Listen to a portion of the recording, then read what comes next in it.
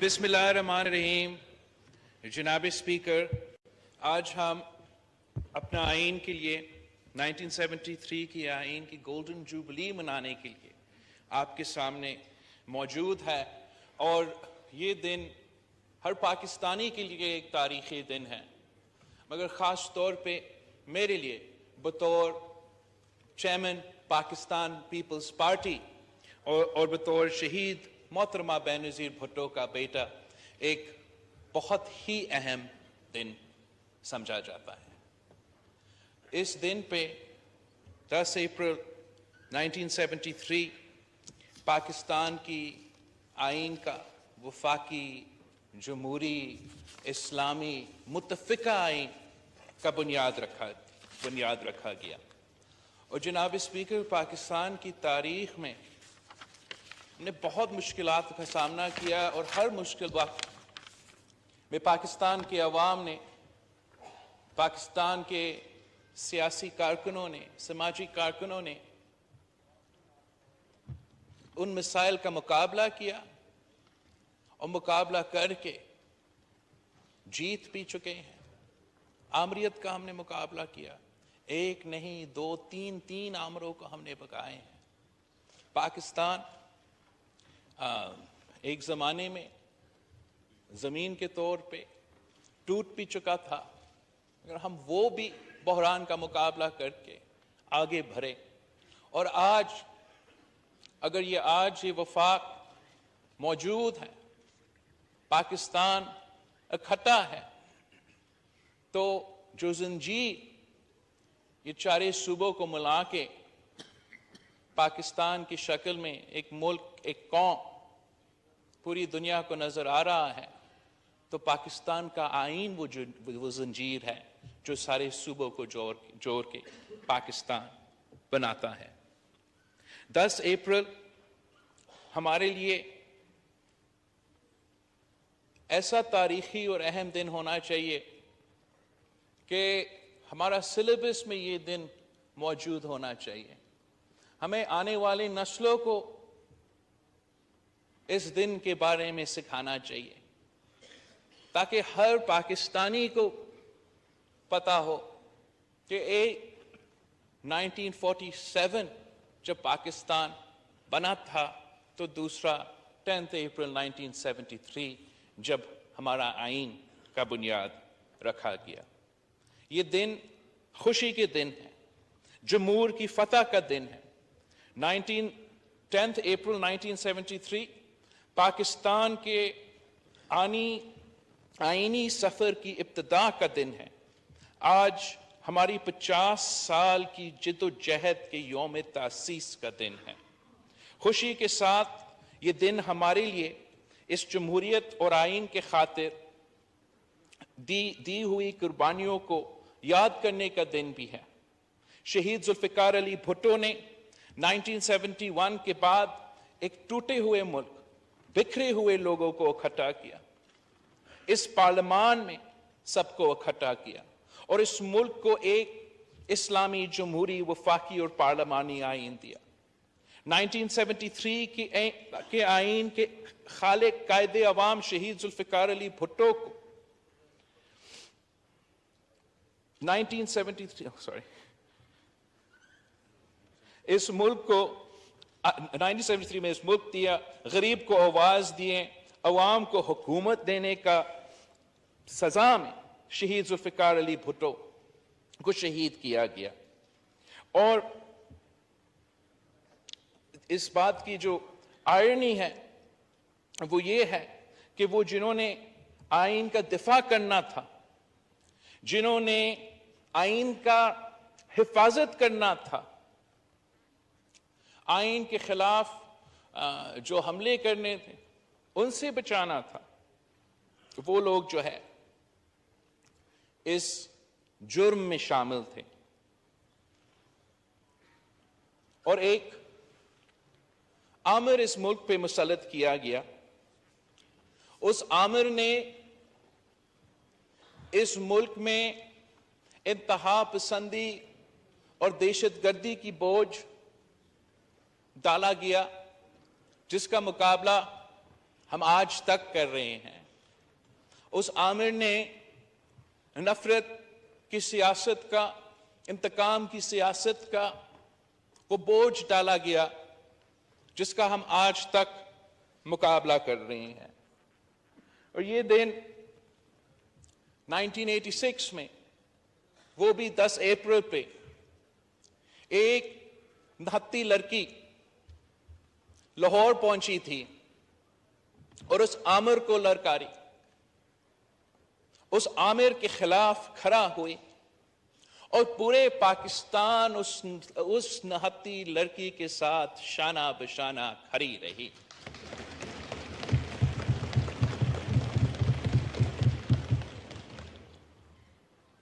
پاکستان کی عوام نے ان کا پاکستان کی تاریخ کا سب سے بڑا استقبال کیا.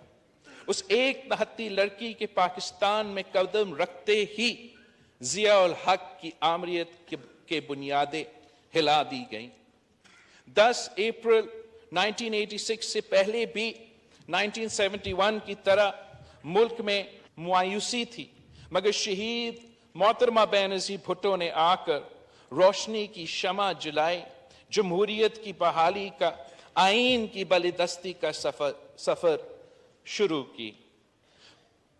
یہ سفر، یہ جدوجہد چلتی رہی اور شہید محترمہ بینظیر بھٹو نے بھی اپنی زندگی میں 1973 کی آئین کا بحالی کے لیے 30 سال جدوجہد لڑتی رہی. ہمارا منشور تھا، ہمارا فلسفہ تھا، لیکن ایک جو بنیادی نقطہ ہوتا تھا کہ 1973 کی آئین کو بحال کرو. اور افسوس کے ساتھ آمر جنرل ضیاء الحق کے بعد ایک اور آمر آیا، جنرل پرویز مشرف، اور اس نے جو بیج بوئے ان کے نتیجے میں آج بھی ہم انتہا پسندی اور دہشت گردی کا مقابلہ کر رہے ہیں. آج بھی اسی قسم کا جو نفرت کی سیاست، نفرت اور تقسیم کی سیاست کا مقابلہ کر رہے ہیں. وہ جو جعلی سیاستدان جو ہر آمر کھڑا کر دیتے ہیں، تو اس آمریت نے بھی کچھ جعلی سیاستدان، کچھ کٹ پتلیاں کھڑے کیے. اور آج ہر وہ شخص جو آمریت سے فائدہ لیتا ہے، جو غیر جمہوری دور سے فائدہ لیتا ہے، وہ آج بھی ایک ہی جگہ جمع ہے، ایک ہی پرچم تلے جمع ہے، اور وہ طریق انصاف میں، چاہے وہ جنرل ضیاء کا دور کا، جنرل مشرف کا دور پہ کا ہو، وہ آج بھی اسی نفرت کی سیاست، اسی تقسیم کی سیاست، اسی غیر جمہوری سیاست پہ چلتے آ رہے ہیں. اور جب 2006 نے پاکستان پیپلز پارٹی اور پاکستان مسلم لیگ کی قیادت شہید محترمہ بینظیر بھٹو اور میاں محمد نواز شریف نے ایک چارٹر آف ڈیموکریسی بھی دستخط کیا کہ ہم اپنے منشور پہ الیکشن لڑیں گے، ہم اپنے جماعتیں کے قیادت سنبھالیں گے، ہم ایک دوسرے کی مخالفت کریں گے، مگر الیکشنز میں مخالفت کریں گے. جب ہم حکومت میں آتے ہیں تو ہمارا مخالفت اس حد تک نہیں پہنچے گا کہ ہم ذاتی دشمنی پہ اتر آئیں.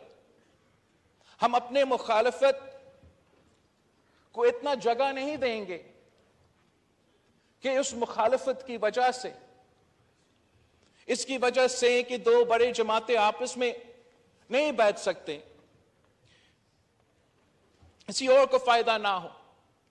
بنیادی وجہ کہ ہم نے اس ڈاکیومنٹ پہ دستخط کیا تھا وہ یہ تھا، چاہے وہ لیٹ 70s کا PNA کا موومنٹ ہو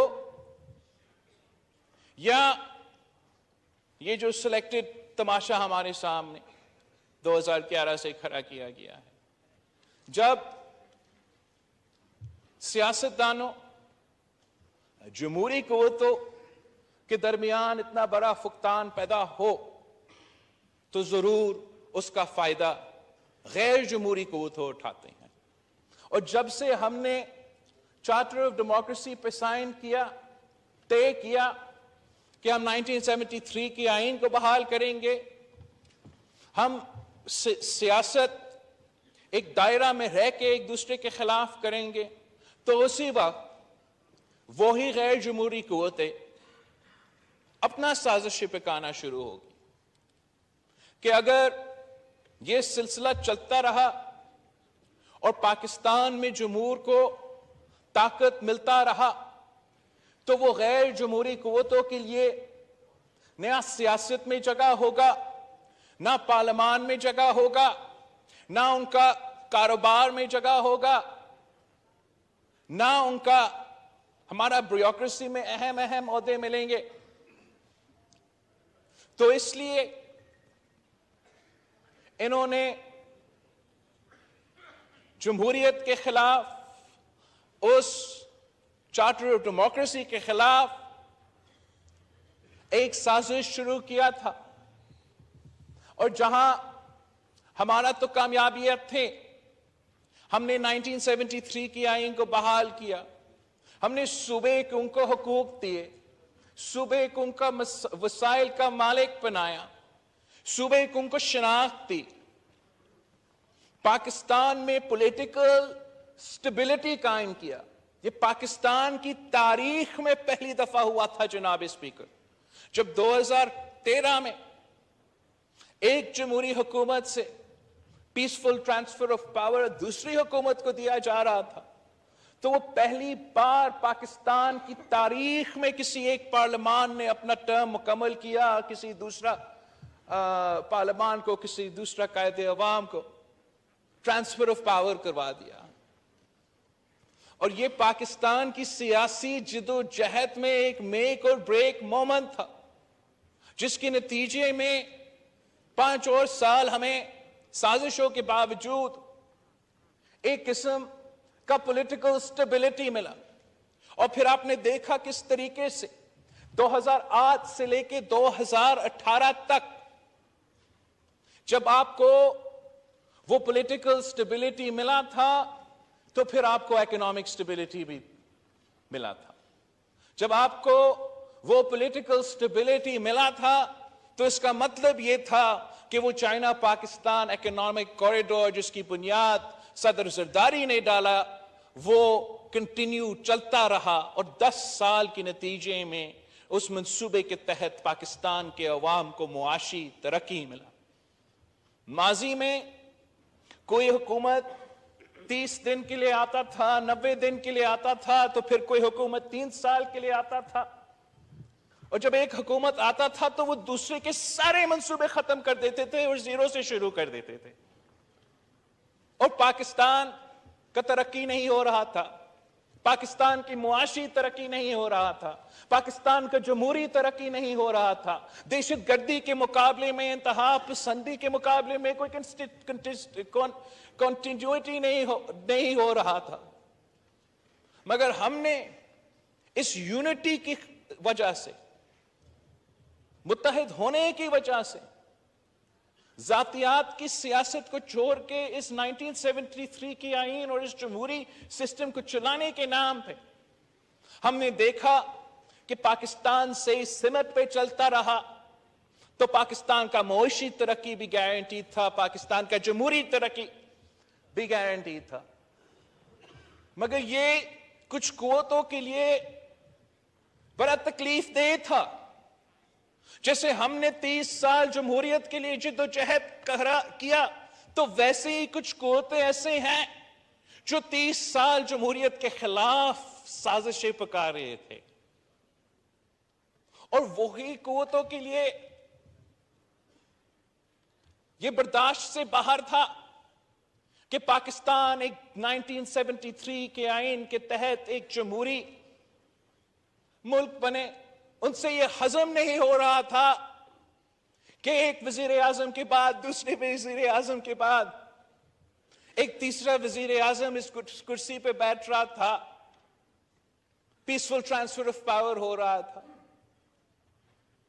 تو ان کا ہمارا کامیابیہ کے جواب میں، جیسے میں نے پچھلی تقریر میں کہا، ایک فرینکنسٹائن مانسٹر ہم پہ مسلط کیا گیا، ایک سلیکٹڈ راج اس ملک میں قائم کیا گیا، اور اس کا مقصد صرف یہ نہیں تھا کہ ایک کٹ پتلی کو اس کرسی پہ بٹھانا تھا. اس کا مقصد یہ تھا کہ جو بھی آپ نے وہ 10 سالہ پیریڈ میں پاکستان کی سیاست کے لیے، پاکستان کی ترقی کے لیے کامیابیاں حاصل کی، ان کو ریورس کرنا ان کا مقصد تھا. ان کا مقصد یہ صرف نہیں تھا کہ ایک سلیکٹڈ وزیر اعظم کو اس کرسی پہ بٹھانا تھا، مگر ان کا مقصد یہ تھا کہ 1973 کا کانسٹیٹیوشن کو، جو کہ وہ ان سے ہضم نہیں ہو رہا تھا، اس کو بھی ریورس کرنا تھا. ان کا مقصد یہ تھا کہ وہ 1973 کانسٹیٹیوشن جس نے اس ملک کو بنگلہ دیش کے جنگ کے بعد اکٹھا رکھا تھا، اسی 1973 کانسٹیٹیوشن کو ریورس کر کے، اسی 18ویں ترمیم کو ریورس کر کے، اسی NFC ایوارڈ کو ریورس کر کے، صوبوں کے حقوق کو سلب کر کے ایک بار پھر اس ملک میں 1 یونٹ قائم کرنا تھا. جناب اسپیکر، یہ پاکستان کے عوام اس لیے کہ آپ کامیاب تھے، اس لیے کہ ہم کامیاب تھے، تو پاکستان کے عوام نے یہ نائٹ میئر سیناریو نہیں دیکھا. مگر آپ نے وہ جو 10 سالہ پلان تھا، جو ڈاکٹرین تھا، آپ نے 3 سال میں وہ پلان کو، وہ سازش کو ناکام بنایا. اور کیسے ناکام بنایا جناب اسپیکر؟ وہ بھی 10 اپریل 2022 کو جناب اسپیکر. تو آپ نے پاکستان کی تاریخ میں پہلی بار عدالت کو استعمال نہیں کیا، اسٹیبلشمنٹ کو استعمال نہیں کیا، کسی غیر جمہوری قوتوں کو کندھے پہ کو استعمال نہیں کیا. اپنے تاریخ کے پہلی بار جمہوری ہتھیار استعمال کر کے، عدم اعتماد کا ہتھیار استعمال کر کے، اس سلیکٹڈ کو، اس نالائق کو، اس مسلط کیا گیا وزیر اعظم کو گھر بھیج دیا. اور پاکستان میں جو بحران اس سلیکٹڈ وزیر اعظم نے شروع کیا، چاہے وہ ہمارا معاشی بحران ہو، چاہے وہ ہمارا سیکیورٹی بحران ہو، چاہے وہ ہمارا آئینی اور جمہوری بحران ہو، اس ملک کے تمام سیاسی جماعتیں نے مل کے اس حکومت کا ذمہ داری سونپی ہے تاکہ ہمارا سیاسی نظریہ اپنی جگہ، ہمارا اپنے منشور اپنی جگہ، کہ ہم یونٹی کے ساتھ اس ملک کے مسائل کا حل نکال سکیں، اس ملک کے عوام کو ریلیف دلوا سکیں. مگر جہاں ہمارا محنت جاری رہا، وہ سازشیں بھی چلتے رہے ہیں جناب اسپیکر. وہ سازشیں 1 سال سے اس ملک کے سامنے چلتے رہے، اور اس لیے کہ ہمارا وزیر اعظم ایک شریف آدمی ہے، تو ہم یہ جو سازشیں ہیں وہ برداشت کرتے رہیں، ملک کی خاطر، ادارے کی خاطر، سسٹم کی خاطر. جناب اسپیکر، اس گولڈن جوبلی پہ بہت ضروری ہے کہ میں اس ہاؤس کی ریکارڈ پہ وہ سازش لے کر آئیں. اس لیے اگر آپ نے ایک سلیکٹڈ وزیر اعظم کو خدا حافظ کہہ دیا تو اس کا یہ نہیں مطلب کہ وہ سازش ختم ہوا، وہ ڈاکٹرن ختم ہوا۔ آج تک ہر ادارے میں وہ لوگ موجود ہیں جو اس یونٹی، اس جمہوری سفر، اس کے خلاف ہے۔ وہ نہ صرف نظریاتی اور سیاسی طور پہ اس اتحاد کے خلاف ہے، اس کانسٹیٹیوشن کے خلاف ہے، مگر اپنی ذاتی فائدہ کی وجہ سے یہ نہیں چاہتے کہ یہ جمہوری ایکسپیریمنٹ کامیاب ہو۔ وہ نہیں چاہتے ہیں کہ ہمارا اتحاد کامیاب رہے۔ وہ چاہتے ہیں کہ جتنا بھی جلدی ممکن ہو اسی سلیکٹڈ نالائق کو ایک بار پھر مسلط کیا جائے۔ وہ چاہتے ہیں کہ جہاں سے ہم نے مل کے اس تباہی کا کہانی روکا تھا وہیں سے وہ پھر سے شروع کرے، وہ اسی ڈاکٹرن کے تحت کام کرتے رہے، وہ اس ہاؤس کو انڈرمائن کرے، اس آئین کو انڈرمائن کرے، وہ صوبے کے حقوق کو سلب کرے، 18ویں ترمیم کو ختم کرے، 1 یونٹ قائم کرے اور سلیکٹڈ راج ایک بار پھر اس ملک میں موجود ہو۔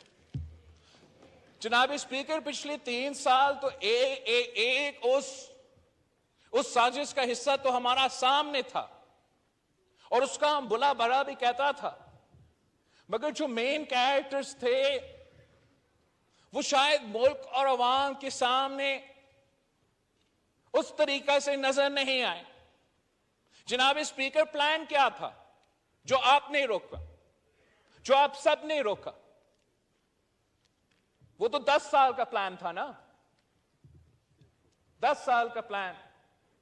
اور اس 10 سال کا پلان کو کامیاب کروانے کے لیے کیا صرف ایک عمران خان نیازی موجود؟ کیا صرف ایک سلیکٹڈ وزیر اعظم کا ضرورت تھا یا کوئی اور لوگوں کی ضرورت تھی؟ اگر وہ 10 پلان چلتا اور اس ملک کو ایک 1 پارٹی سٹیٹ میں تبدیل کیا جاتا تو دوسرے ادارے میں بھی جناب اسپیکر مرڈر آف میرٹ نہیں ہونا تھا۔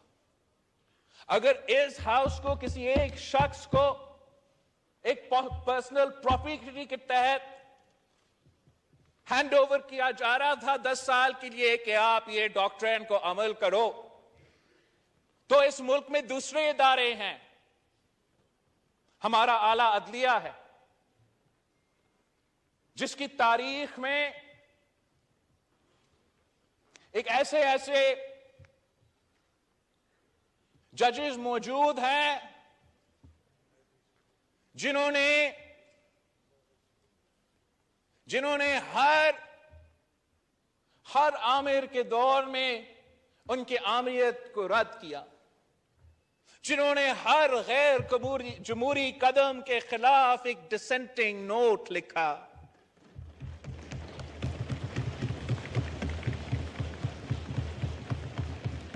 یہ وہی ججز تھے جنہوں نے قائد عوام شہید ذوالفقار علی بھٹو کو سزائے موت دلوانے سے انکار کیا۔ یہ وہی ججز تھے جنہوں نے مشرف کو سلوٹ کرنے سے انکار کیا۔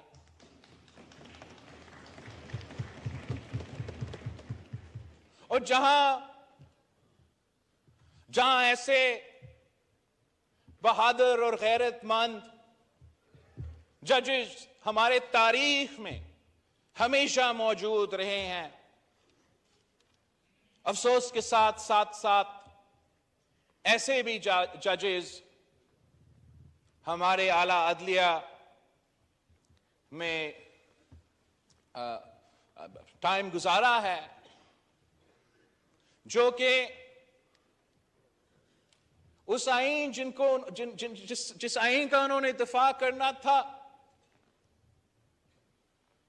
اس آئین کا انہوں نے تحفظ نہیں کیا، جنہوں نے ہر آمر کے ساتھ دیا، ہر وزیر اعظم کے خلاف فیصلہ سنایا. اور جناب اسپیکر، اگر اس ہاؤس کو اس ڈاکٹرن کے تحت کسی ایک آدمی کو دلوانا تھا تو ہمارا جو سپریم کورٹ ہے وہاں بھی کچھ ایسا کوئی سازش پک رہا تھا. وہاں بھی and I hope کہ یہ ایک کلیئر تو کرائے ہوگا، وہاں بھی ایک سازش ہے. اس وقت بڑا زور و شور سے چل رہا تھا کہ کسی نہ کسی طریقے سے اگر کوئی ایسا جج موجود ہو ہمارا اعلیٰ عدلیہ میں جو آئین کے ساتھ دیں گے، 1973 کے آئین کے ساتھ دیں گے، اپنے کام کریں گے. اگر ایسا کوئی جج موجود ہے تو ایک سازش تھا کہ اس کو نکالنا تھا. جناب اسپیکر، ایک وزیر اعظم کو 10 سال چلانا تھا تو کچھ جسٹسز کو بھی ایکسٹینشن دلوانا تھا تاکہ جب آپ کا 10 سال کا ڈاکٹرن چلتا رہا تو ان کو ایک ربر سٹیمپ ملتے رہے. اور وہ لوگ جو اس سازش میں شریک تھے وہ آج بھی ہمارا اعلیٰ عدلیہ میں بیٹھے ہیں، آج بھی ہمارا اعلیٰ عدلیہ میں موجود ہیں. اور جناب اسپیکر، آپ کا کوششوں کی وجہ سے، ایک عدم اعتماد کی وجہ سے، جہاں ایک سلیکٹڈ وزیر اعظم کا پلان کو، سازش کو آپ نے ناکام کروایا، آپ نے وہ سازش بھی ناکام کروایا، ورنہ آج تک وہ کام نے تو ہونا تھا. میں نے تو ایک یہ پارلیمان کا ایک اس ادارہ کا آپ کو بتایا ہے، ایک ہمارا دوسرا آنریبل ادارہ کے بارے میں بتایا ہے، اور ایک اور جگہ ہے جو ادارہ نہیں ہے مگر اس کو ادارہ کہا جاتا ہے، جو ہمارا آنریبل منسٹر ڈیفنس نظر ہی نہیں آتا لیکن ادھر ضرور موجود ہوگا. آنریبل منسٹر ڈیفنس خواجہ آصف صاحب کے نیچے یہ ادارہ آتا ہے. اور یہاں بھی ایک سازش تھا جہاں مرڈر آف میرٹ ہونا تھا، اور میرٹ کو مرڈر کرتے ہوئے کسی کو اس ادارہ پہ بھی اپنے 10 سال پہ مسلط کرنا تھا. تو یہاں ایک سلیکٹڈ وزیر اعظم ہوتا، وہاں ایک سلیکٹڈ چیف جسٹس ہوتا، دوسرا ایک سلیکٹڈ چیف عوامی سٹاف ہوتا، اور پاکستان میں سلیکٹڈ مارشل لا قائم ہوتا. دنیا کو بتاتے کہ ہم جمہور ہیں، ہم جمہوریت ہے، ہم آئینی ملک ہے. لیکن اصل مکمکا یہ تھا، اصل ڈاکٹرن یہ تھا، اور ہم نے سمجھا کہ ہم نے تو عدم اعتماد کر لیا ہے، جمہوریت تو کامیاب ہو گیا ہے، سازش ختم. اس پہ ہم غلط تھے جناب اسپیکر. سازش آج تک چل رہا ہے.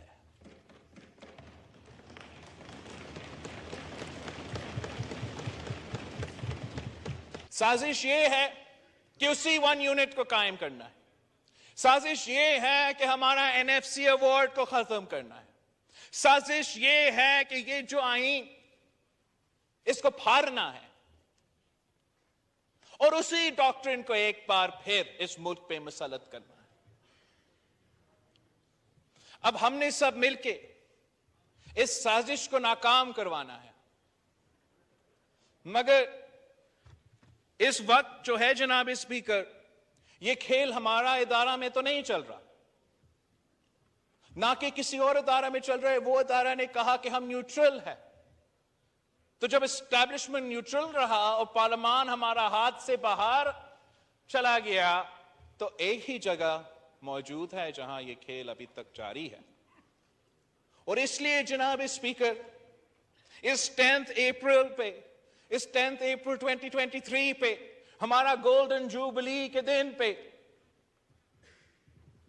اس ہاؤس کے فلور سے میں اپیل کرتا ہوں honourable chief justice of Pakistan سے کہ the judiciary of Pakistan stands at a crossroads. یا یہ وہ عدالت ایک ایسا عدالت بن سکتا ہے جو ہر پاکستانی مانے کہ یہ اس آئین کا محافظ ہیں. ہمارا عدالت اپنا ہی وقار کو بلند کر سکتے ہیں اگر آنریبل جج صاحبان آپس میں بیٹھیں اور کسی ایک شخص، کسی سیاست کی جو سوچ ہے اس کو الگ رکھ کے اگر وہ آپس میں بیٹھ کے ایک بینچ بن کے، ایک کورٹ بن کے اپنے فیصلے سنائیں گے تو جناب اسپیکر مجھے I am confident that the consensus of the Supreme Court of Pakistan will be democratic, that the consensus of the Supreme Court of Pakistan will be in line with the Constitution of Pakistan. I am confident that the consensus of the Supreme Court of Pakistan can withstand any conspiracy. اگر کسی ایک آدمی کی آمریت چلے گا supreme court, اگر one مین شو چلے گا supreme court میں، اگر جیسے جسٹس اطہر منیلا کہتا ہے پولیٹیشین ان بلیک روبس کا سپریم کورٹ بنے گا، تو پھر جناب اسپیکر جو ہمارا اعلیٰ عدلیہ ہے، جو ہمارا یہ پارلیمان ہے، جو دوسرے ادارے ہیں، وہ جو آنے والا بحران ہے اس کو نہیں سنبھال سکیں گے. ہمارا آئینی بحران جو اس وقت چل رہا ہے، اس وقت I can show you, I have 4 judges on the record saying کہ ان کا فیصلہ یہ ہے، لیکن ایک چیف جسٹس اور دوسرے جو ججز ہے وہ اپنا اقلیت کو اکثریت میں ثابت کرنا چاہتے ہیں. وہ پاکستان کے عوام کو کہہ رہے ہیں کہ 2+2 is 3. But you and I can see that 2+2 is 4. مگر وہ انسسٹ کر رہے ہیں کہ نہیں، 2+2 is 3.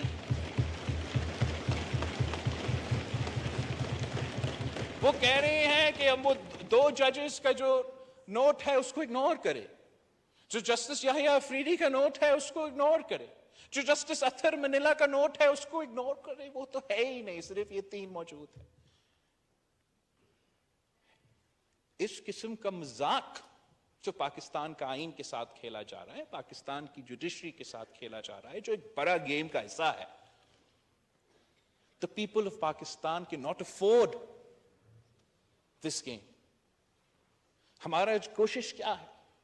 ہمارا کوشش 1 سال سے یہ رہا ہے کہ جو معاشی حملہ عمران خان نے اس ملک پہ کر کے نکلا تھا اس کو ہم کسی نہ کسی طریقے سے صحیح کریں.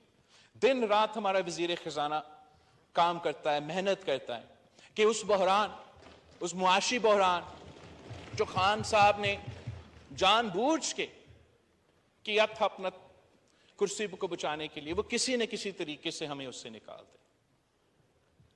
جو سیکیورٹی کا بحران عمران خان اور ان کے سہولت کاروں نے ایک بار پھر اس ملک پہ مسلط کیا دہشت گردی کی صورت میں، ہم کوشش کر رہے ہیں کہ اس کو ہم منہ دے، اس کا مقابلہ ہم کرے. ہمارا نیشنل سیکیورٹی کمیٹی میٹنگ ہوا ہے، انشاءاللہ تعالی ہمارا ایک نیا سرس سے ایک آپریشن کا آغاز ہو رہا ہے جو انشاءاللہ تعالی ماضی کی طرح ہم ایک بار پھر ان دہشت گردوں کو، ان انتہا پسندوں کو شکست دلوائیں گے. اور ایک آئینی اور جمہوری بحران ہے، اور اس آئینی اور جمہوری بحران کے لیے پاکستان پیپلز پارٹی سمجھتی ہے کہ سیاسی جماعتوں کو مل کے آپس میں بات کرنا چاہیے. جو بھی صورتحال ہو، جیسے بھی ہو، اگر آپ بات چیت کے لیے دروازہ بند کرتے ہو تو پھر وہ کوئی مسئلہ کا حل نہیں ہوتا. ہم نے ماضی میں بھی دیکھا ہے کہ جب بھی سیاستدان کے لیے مشکل رہا ہے کہ وہ آپس میں بات چیت کرے, وہ آپس میں کوئی کنسنسس بنائے, تو ضرور کوئی تھرڈ فورس آ کے اس صورتحال کا فائدہ اپنے لیے لیتے ہیں, کسی اور کے لیے نہیں. مگر اس آئینی بحران سے نکلنے کے لیے اگر سیاستدانوں پہ بھی ایک ذمہ داری ہے تو اعلیٰ عدلیہ پہ بھی ایک ذمہ داری ہے کہ وہ اپنا عدلیہ کو بچا دیں, وہ اپنا جوڈیشری کو بچا دیں. ہم نے تو اپنا ادارہ کو سنبھالنا ہے, مگر ان کو اپنا ادارہ کو سنبھالنا پڑے گا.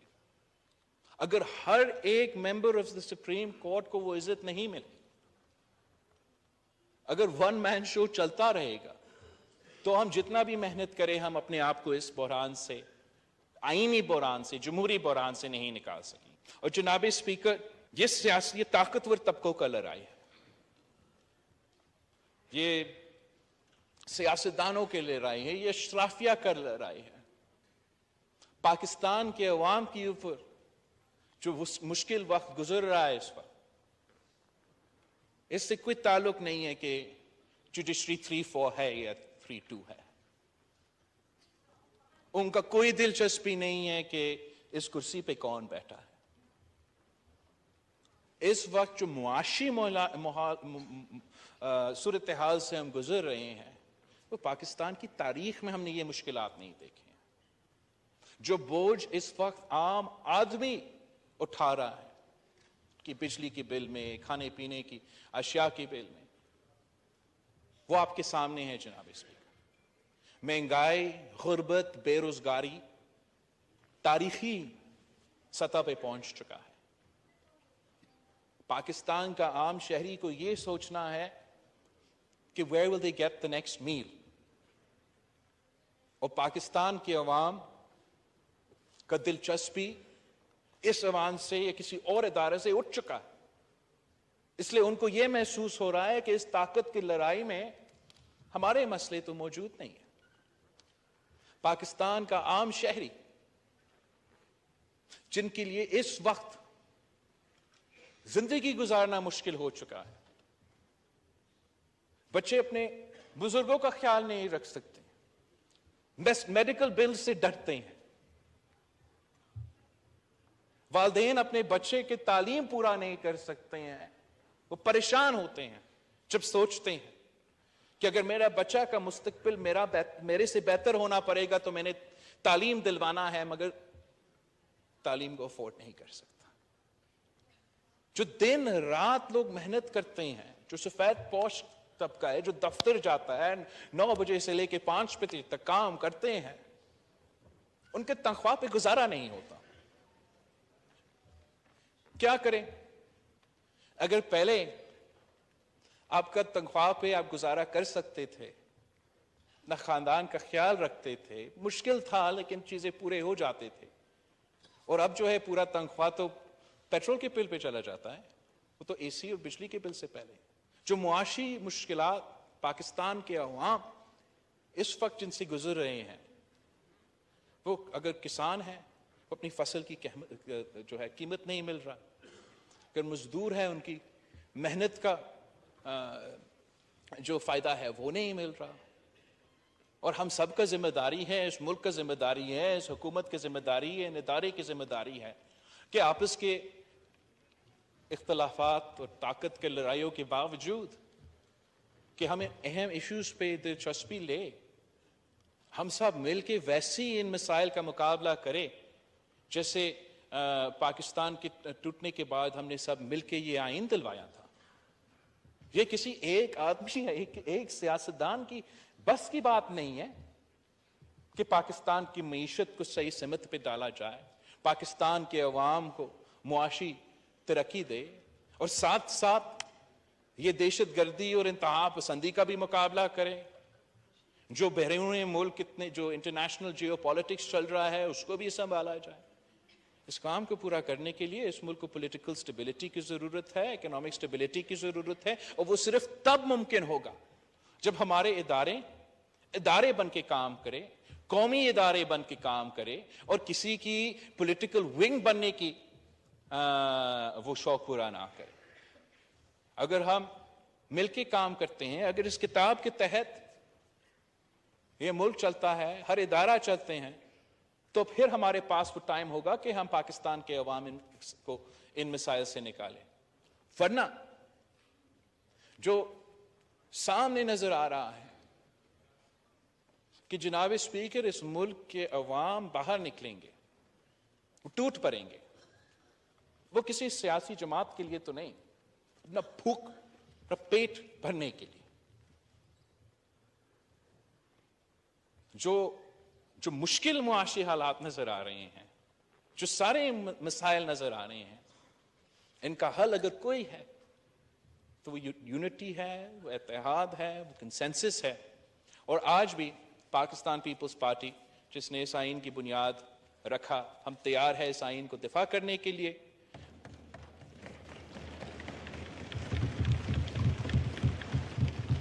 اور دفاع کرنے کے لیے جناب اسپیکر ہر ادارہ کو اپنا دائرہ میں رہ کے کام کرنا پڑے گا. میں جانتا ہوں کہ پاکستان کے عوام نے ماضی میں بھی سارے مسائل کا مقابلہ کر کے جیت چکے ہیں, اور آج بھی جو موجودہ مسائل ہیں ہم ان کا بھی مقابلہ کر کے انشاءاللہ تعالی جمہوریت کا وکٹری ہوگا, آئین کا وکٹری ہوگا, اور پچھلے 100 ایئرز بعد جو ہے ہم اپنا 1973 کا کانسٹیٹیوشن کا یوم تاسیس مناتے رہیں.